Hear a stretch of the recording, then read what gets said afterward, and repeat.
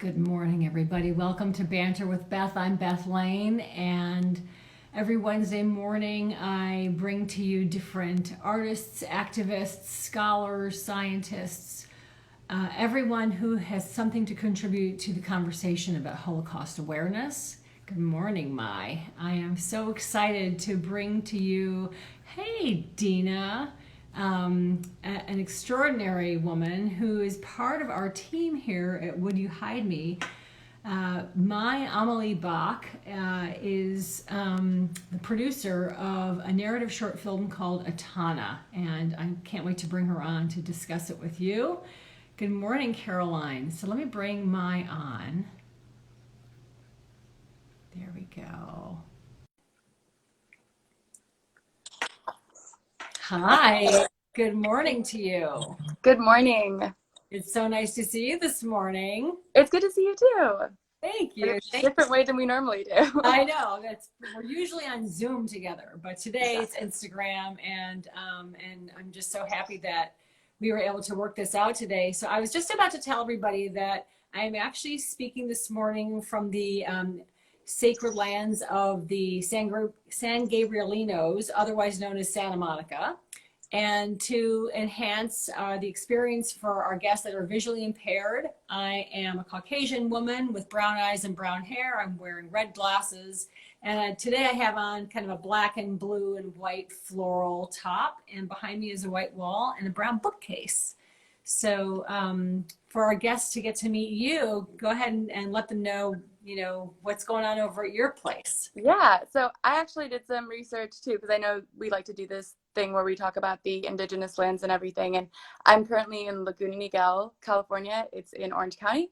And it was settled by the forefathers of the bands that we now know as the Sioux, Cherokee, and Iroquois. So that's where I'm at today. I am also a Caucasian woman. I have blonde hair, green eyes, and I'm wearing a sand-colored sweater. Nice. Good. So Mai is from Copenhagen, and let's just start with your journey. How did you come to America? How long have you been here? I know you're a recent graduate of Chapman University. Let everybody know who you are. Yeah, so I was born in the Netherlands, in Copenhagen to parents who were living in the Netherlands, to Danish parents who were living in the Netherlands at the time. So kind of immediately started my international moving about from when I was a baby. So lived in Amsterdam, or a town just outside of Amsterdam, for the first 5 years of my life. And then we moved to California, to the Bay Area. I lived in a small town called Moraga, where my dad was working in San Francisco, and we lived there for 7 years. So my entire elementary school experience was all in California, which is why I don't have a typical Danish accent. It just kind of, I've always been spoken this way. And then when I was in 7th grade, we moved to the UK. I lived in a town just outside of London for 3 years. And then we moved back to California for a year.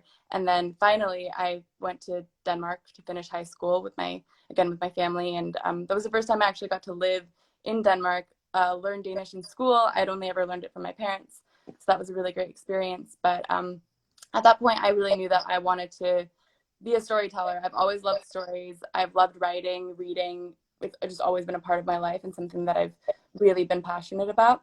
And I knew that the best place for me to get to do that would be the US or some English-speaking country rather than in Denmark. So I ended up going to the University of Oregon, where I studied journalism. And that's kind of where I found out that I kind of really loved film as well, because they had a film studies program that was pretty closely connected with the journalism school. And so I ended up really loving film. And when it came time to graduate and I was trying to figure out what I wanted to do next, Chapman University has a really great, reputable producing program. And I think I was drawn to the producing side because it was kind of the mix of logistical thinking and creative thinking, and you kind of have to constantly toe this line that I just found really exciting. And so I came to Chapman University and I graduated in May of 2020, which was an interesting time to graduate for sure. Oh, yeah. But and then I think in November was when I joined the Would You Hide Me team. So I'm and I've been here ever since. So I'm very excited about it. Well, we're very, very lucky to have you. That's for sure. Definitely, definitely. So, you probably made several films while you were at Chapman, but the most recent one is Etana, and Mhm. I think it's an extraordinary movie. You're enjoying the film festival circuit right now, Yes. which Yeah. is let's tell everybody what Etana is about.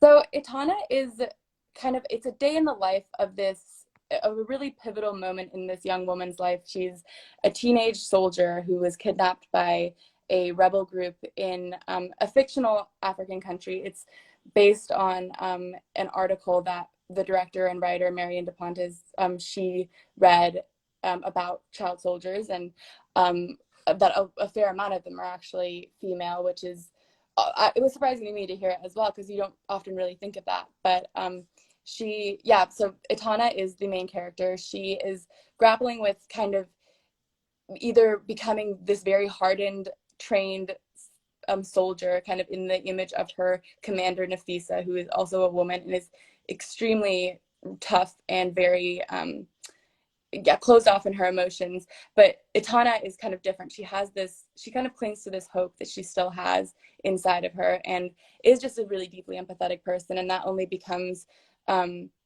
harder to suppress and let go when a newcomer named Yaya, a little girl who reminds Itana a lot of herself, is kidnapped and joins this rebel group of mostly children. Mm-hmm.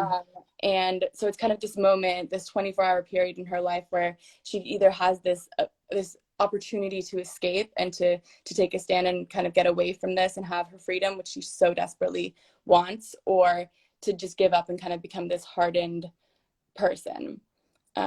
So it's a pretty intense movie, but I found it was really great to be part of something that gets to explore this very complex and complicated female protagonist. I thought it was really brilliantly written, and I think it was just a really great project to be a part of and get Right. to It's beautifully written, it's beautifully shot, it's beautifully acted. You know, produce. this is not an easy film to act, Mm-mm. nor to cast. No. And you guys really, you nailed it. There's no question about it. Before we continue talking about the film itself, where can people see it right now? Do you have any festivals that are coming up that people can buy tickets for so they can actually see the film? And Yeah, so currently we don't have anywhere where we're able to distribute it to audiences just through a link or anything, because we're still on our festival run. So we want to be able to kind of keep doing that. But we are actually, this upcoming weekend, my director, Marion, and we are going to Sedona for the Sedona International Film Festival. So if anyone's in Sedona, that's going on this weekend and through next week. So we have screenings on Sunday, the 13th at 1 p.m. And I believe Wednesday, the 15th, Tuesday, the 14th. So 15th, Tuesday the 15th at 7 p.m. great. And I know a lot of festivals are still doing a hybrid model. Yeah.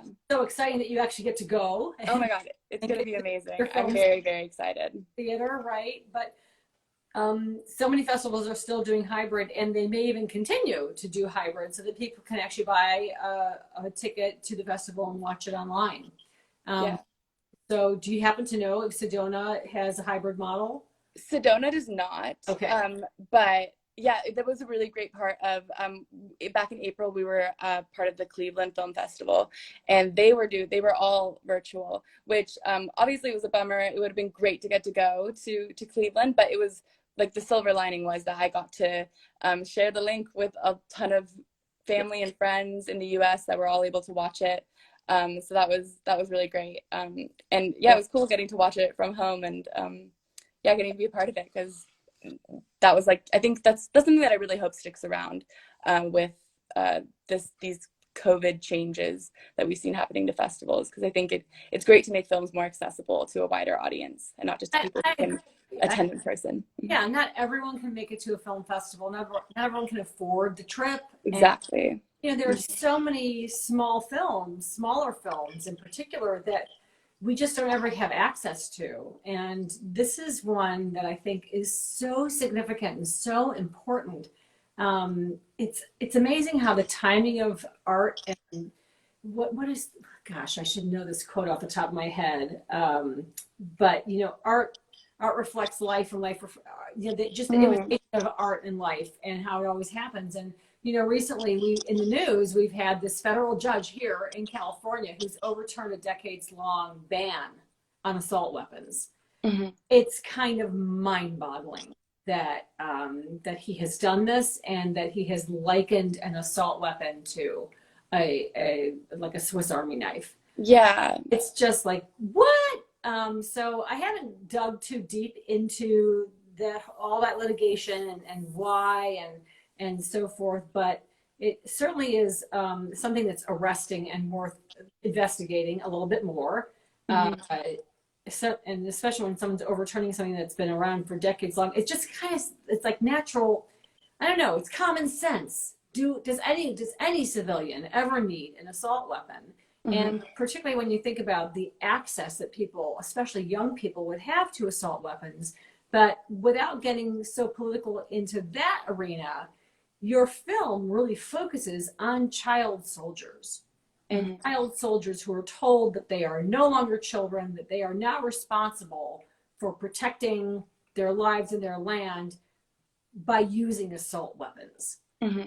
I mean, that's it, you know, it's amazing. So let's just talk about that for a little bit. Let's unpack that. I mean, I'm sure when you first read the script, you were like, wow.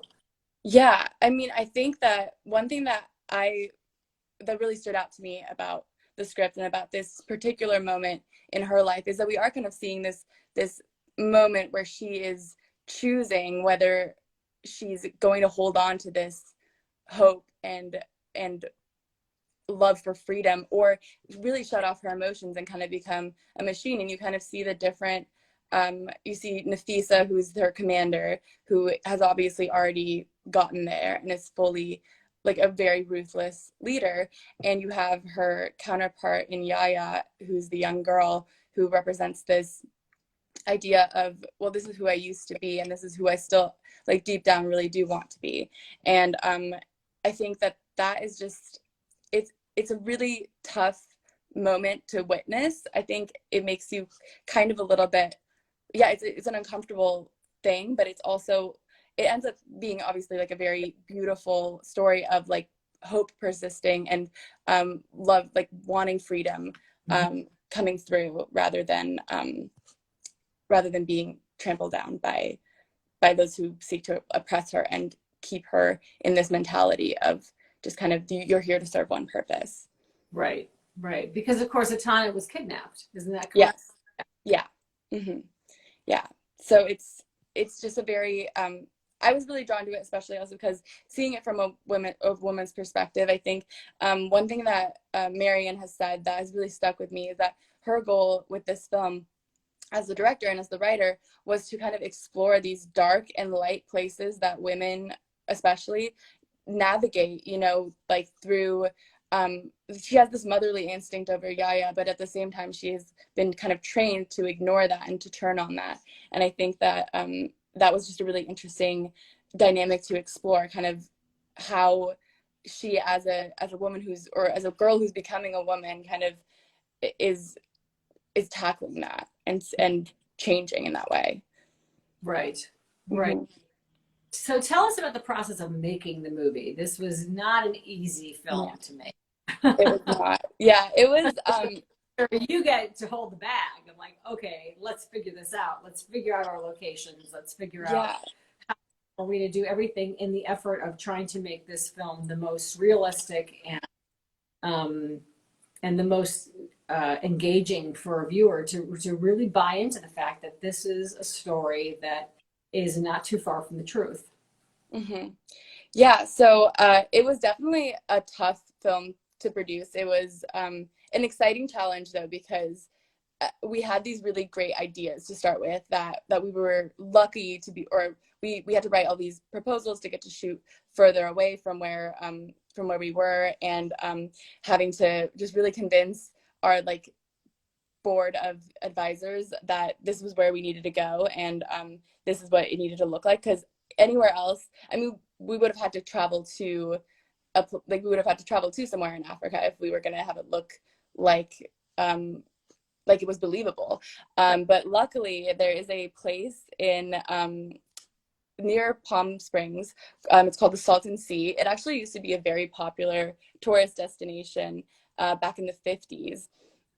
It was, I think, Sonny and Cher had a house there, Mm-hmm. and like this really like huge tourist place. And then I think it was runoff from one of the rivers, like agricultural runoff, just completely destroyed it. And now it's like this really, the smell never leaves you. It's really like a horrible like yeah, but it's a great, like, there's still obviously communities around there, and they are just like the most wonderful, lovely people, but it's extremely remote, which is really, really tough when you're planning on having a whole crew of like 30 people staying out there. You need to feed them, you need in case like somebody needs gas for their car or something, you really need to be planning out all those things because you're so far away from anything, anywhere where you can get to help, or get gas or get food or whatever. So that was definitely a challenging thing logistically, but it ended up looking really, really great. Like it was they were really, really stressful days for sure, but they ended up, I mean, the shots are amazing, and every day at the end of the day, I would get to sit down with Marion and our cinematographer Mama Chen, and we would watch the dailies, and I was like, okay, yeah, this day has been really, really hard, but this was super worth it. This was like, it looks stunning. And yeah, luckily we just had a really positive atmosphere on set. It was, definitely logistically very difficult, but it ended up working out just fine. And I'm, really proud of the way that it turned out. I mean, I absolutely thought you filmed in Africa, and when you told me you didn't, I was, what?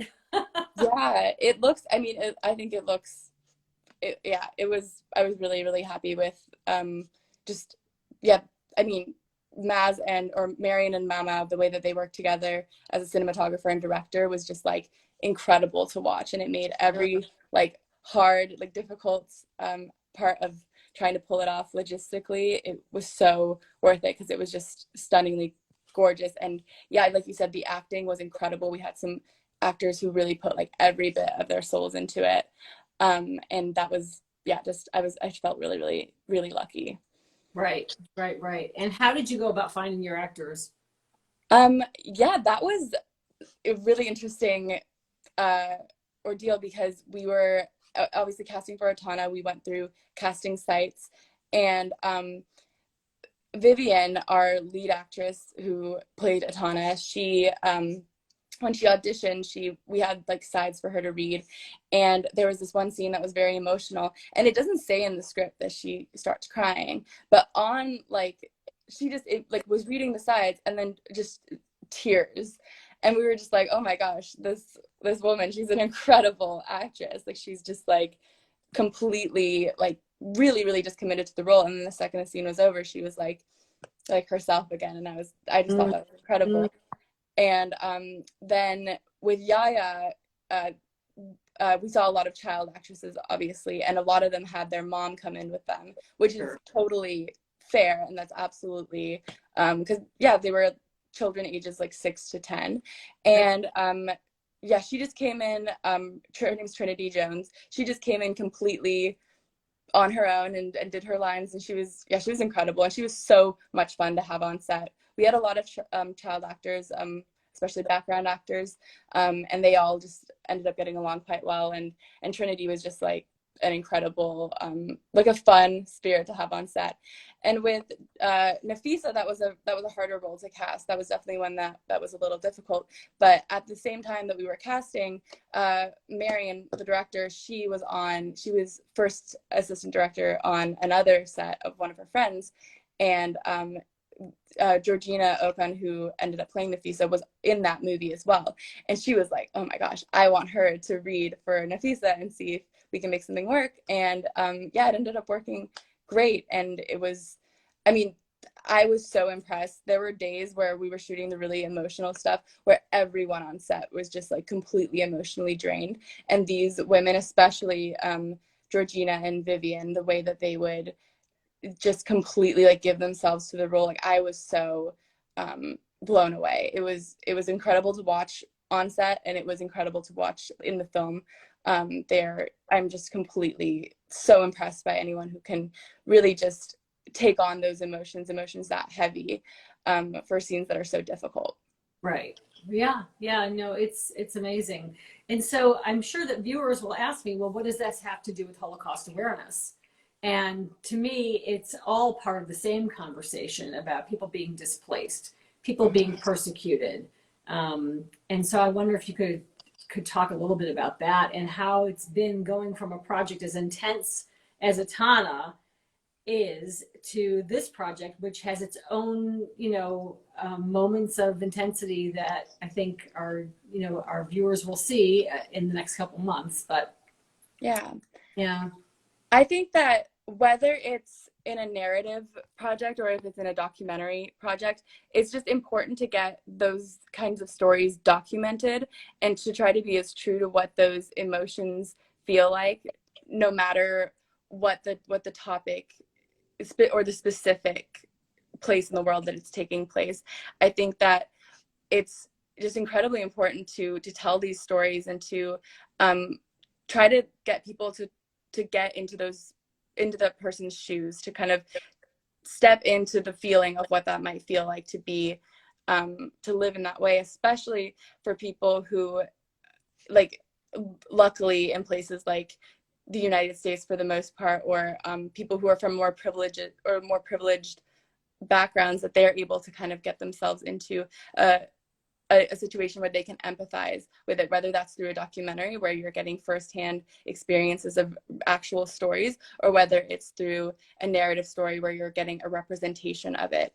sure. I think the most important thing, as well as for the filmmakers behind it, to be respectful and to be true and to try to make as much of an effort to try to tell that story in a way that does it justice. And so I think that was something that Marion and I, we had, and our whole team were really passionate about in making Atana.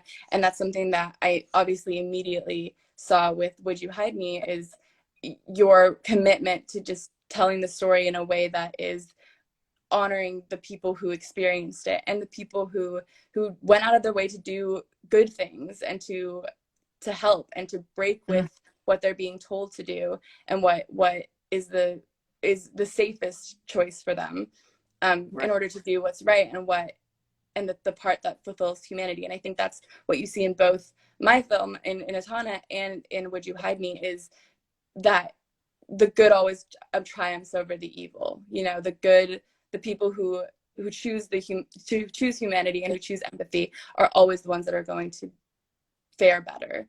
Yes. And I think that's definitely how I can see those two projects, and any story about people who are oppressed and people who are forced into situations that they should never be in. That's what they have in common. Mm-hmm. When you decided that you wanted to major in filmmaking at Chapman, did you ever think that the films you would be working on would turn you into an activist? No, I think that, I mean, that's a positive byproduct for sure. I feel that again, the thing that I've always loved about stories is that the best kinds of stories are the ones where you get to feel for 15 minutes if it's a short film, for 30 minutes if it's a TV show, an hour, or 90 minutes, to feel like another person, to feel like, wow, I not only like can sympathize or empathize with them, but I feel sympathy for them. I feel that this brought me into the shoes of this other person, and I got to be them for this amount of time. I think the first time I really reflected on that, and why something resonated with me in that way, was the first time I saw Moonlight, a movie about a Black man in Miami struggling with his sexuality, and who's gay.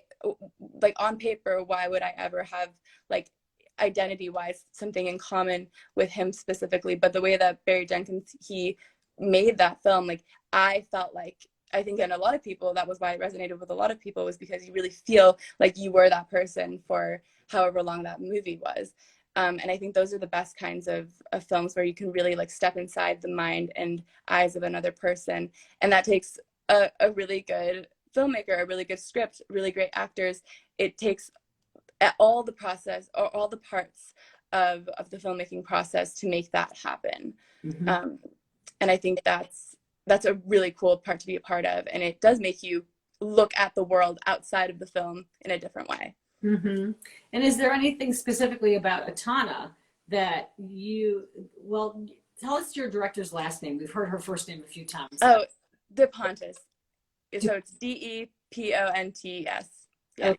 So Mary DePontis. Marion. Mary. Yeah. Marion DePontis. So that if anybody wants to look up more of her work. Yeah, she's incredible. Yeah, I'm sure. And your cinematographer again? Mao Chen. Great. And so maybe at some point we'll put these names in the chat so that you that are logging on here can take a look at their other work, because it's, I think that when a filmmaker comes out of the gate like this with something this substantial, this significant, it's no surprise to me that you guys are having a festival run, which is fantastic.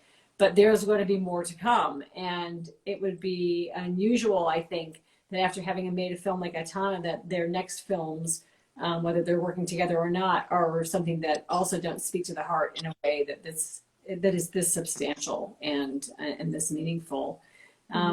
What do you think was Marion's initial seed as to why she wanted to make the movie?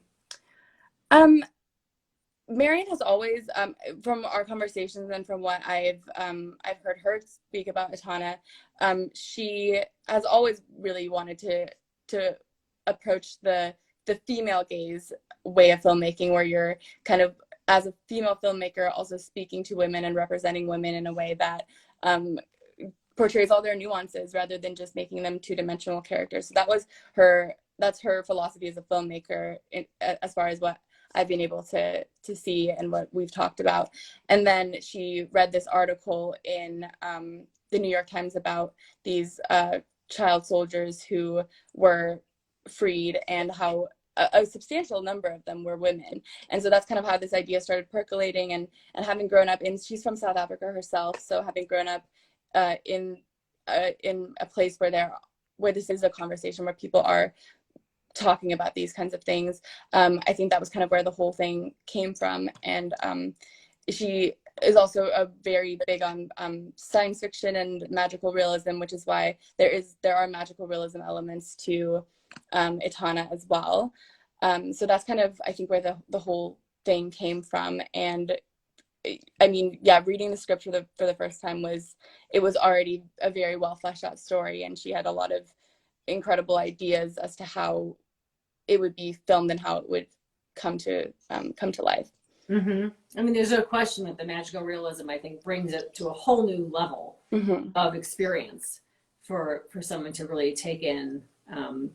Who knows what's happening to your mind psychologically when you're in these experiences, and so how can you not kind of have these out of body, for lack of a better word, experiences, right? Yeah. Yeah, exactly. Definitely. What do you think was the biggest challenge for you, other than being in the most remote location possible? I think the biggest challenge for me was definitely, wanting to honor the story, especially like as someone who hasn't been through those kinds of experiences, but wanting to do a lot of research and understanding these characters, and just kind of trying to create an environment also as a producer where these actors are going to be able to feel comfortable acting these really, really intense scenes and experiences that are it's like too horrific to fathom. I think that was definitely a big part of my mentality throughout the whole thing, was that I really just wanted to make sure that I was being as respectful and as making as comfortable of an environment as possible for this to come to life and come together. Right, sure. And have you guys felt any of the effects of your work? Do you have like a community engagement platform or any kind of educational outreach that is part of the film's package? Yeah, at this moment, no. But I was working on "Would You Hide Me?" I definitely think that would be an incredible thing to explore. I think being a narrative film, it might be a little different, but with documentary, I think that's definitely the way of the future, is to have just constant educational companion materials with these films. But it would be an awesome thing to explore with my team for sure. Oh yeah, I mean, it definitely seems like it lends itself to it. So, Hmm. and you know, you can really see the film being used in educational institutions also to just talk about doing the right thing, period. Yeah, Um, exactly. yeah, no, that's incredible. I want to give our friends who are here on Instagram with us a chance. If you have any questions, you guys, please feel free, put them in the chat. Any comments that you want to ask Mai, feel free to put them in the chat. We'd love to answer them for you.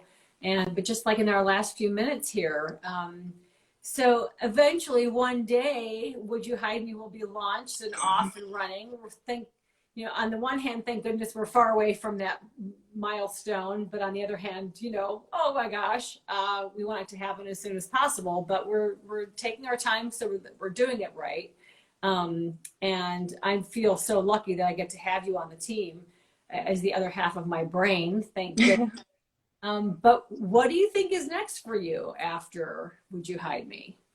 Yeah, so I mean, as a writer and somebody who's constantly just thinking of new ideas and stories, I think I mean, a really great thing eventually would be to get to produce a film that maybe not that I necessarily write, but I would definitely write like a treatment for, and then work with a writer, because I really do enjoy that part of it. I love collaborating with other writers, especially as someone who enjoys it myself. I have some ideas for things that I would love to develop, and then eventually, if I can get them into the right hands, if I could ever get a film that I had thought of, like where I really came up with the story and really did the whole brunt work of it, that would be, and if I could actually get that produced and shown to people, that would be an absolute dream of mine for sure. Um, but for now, I think I really also enjoy learning as a part of teams of other people who are making who've thought of ideas that I can then be a part of helping to make possible. So yeah, I think I want to take it one step at a time. I think there's a lot of different ways to get to where I want to go. And I'm really happy to be learning as a part of the Would You Hide Me team. And yeah, I'm hoping I'll get to be part of more projects that are just as important and that feel like they're making a difference. Sure, sure. Well, I have a feeling you might have answered Dina's question, but Dina has a question here and she wants to know what's your, and you guys, just so you know, Dina is also part of our team. She's our lead editor. So it's awesome having Dina here on the call today. And I see that Leah is on here also, who's our associate editor. Yay, team, would you hide me? But Dina wants to know what's your favorite part of filmmaking?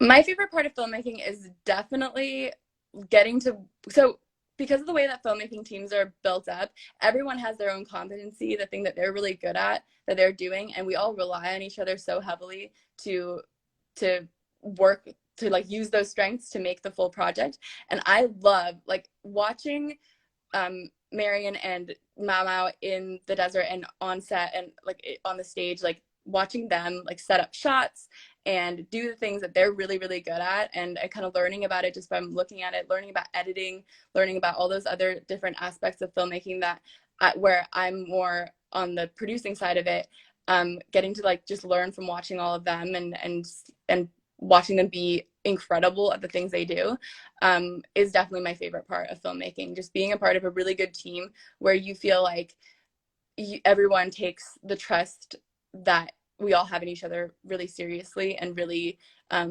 does everything full out, and just really commits to it. That's my favorite part of filmmaking. Just that everyone has their own thing that they're super good at, and once that all like works together, you end up with something really, really great. Sure, sure, definitely. You know, I actually had somebody yesterday, since right now the hat that I wear, or it seems that I'm wearing most of the time is fundraising, and that's not always my favorite hat to be wearing. And this potential donor was on a call with me yesterday, the day before, and he actually stopped and he said, "You know, you're a creative, aren't you?" I said, "Yeah." And he said, do you get to do anything creative right now, like anything at all?" And I was so blown away by his question that I said, "Thank you for asking." You know, sometimes we wear different hats and we don't always get to wear the hats that we want to wear. And so certainly being on set is something that I think once we're in post, we so wish that we were back on set. Mm-hmm. But then when we're in post, we're actually seeing everything come to life and come to fruition. And this past weekend in particular was really exciting and really fun, doing our spotting sessions on Monday and on Saturday, so that we could really figure out absolutely where do we want animation, where do we want visual effects, where is it going to be really important to have those elements tell our story and become a part of our story in a significant way. And so that felt very, very creative. But how about, I'll turn the question over to you, because right now so much of what you're doing for me is all on social media, grant writing, scheduling, you know, Canva, you know, all this stuff that is not necessary. It's far from a set. It's far from being on a set. Mm-hmm. So how about you, whether it's with you, Would You Hide Me or not, what have you been able to do to feed your creative soul over the last couple of months? Yeah, I think for me, writing has always been a release and a way for me to kind of get my thoughts out of my head and onto paper, or not onto paper, I guess I'm like typing. But that's always been a way for me to kind of just like clear my mind a little bit when it feels really cluttered. So that's something that I do always try to do. It doesn't necessarily always lead to anything like productive in terms of, oh, I want to turn this into something where it could be a film or it could be like a piece or whatever. It doesn't necessarily have to be that, but sometimes I'll be writing something or I'll be writing down a thought and I'm like, oh, that's a really interesting thing, and like let's think more on that. So if I do have some free time and if I do have just some time to myself, I do really enjoy just like getting to sit down and just write a little bit and like think, revisit old ideas, kind of add to them. And then yeah, hopefully one day just get to kind of sit down and really like fully flesh something out. But yeah, you're right, like it just feel like there's so many other things going on, so it can sometimes be really difficult to try to like plot out time for that, because it can also be as much of a release as it can be, it can also be kind of draining, because then you like put yourself in this like whole different emotional situation where your mind is just constantly thinking of that. But that is just something that I really enjoy doing, is just getting my thoughts out. And sometimes that ends up being something that I'm like, oh, that could be a really cool idea for something in the future. Yeah, so that's kind of how I try to balance it. Good. Well, I can't wait to read something that you've written at some point whenever you feel like sharing. Yeah, I'd love to share. And I'm just so grateful to have you on Team Would You Hide Me. Your film is just beautiful. Etana is being screened this weekend at the Sedona Film Festival for anybody who happens to live in the Sedona area. And where can people subscribe or find out about when Etana is going to be at a different film festival? Do you guys have a newsletter? Do you have a website? Yeah.